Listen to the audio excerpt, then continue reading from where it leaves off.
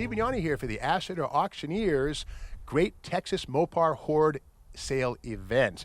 This is item number 35, a 1955 Plymouth Plaza two-door coupe.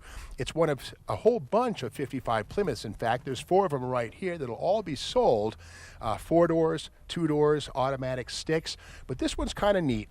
It's basically complete. And again, the Plaza was the base level Plymouth in 1955. And 55 was a big year for Plymouth. First year for an optional V8 ever. And also the first year for the all-new body style, which was longer and lower than the 54 and earlier ones, which were kind of lumpy and not so nice to look at. The grille on this one is beautiful. Great chrome. The bumper's pretty decent. I don't see a whole lot of rust. It spoke under the hood.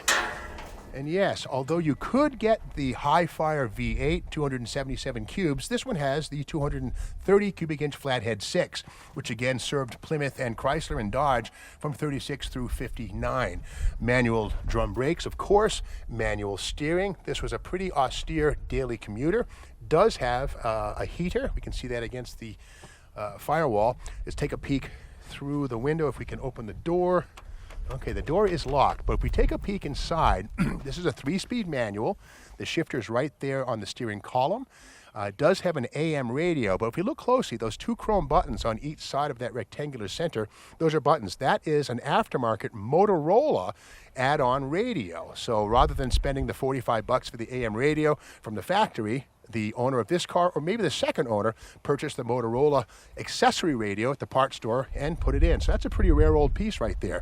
Now let's check out with the magnets, see what kind of condition we're looking at here on this one.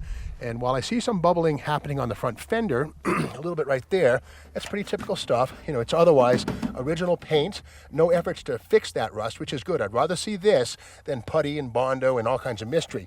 The rocker panel, yes, it does have the usual rust down low, but there are reproduction patches available for this. And here at the quarter panel, looking pretty darn good right here. That's solid. And the magnet sticks, of course. Original paint on this one, no doubt about that.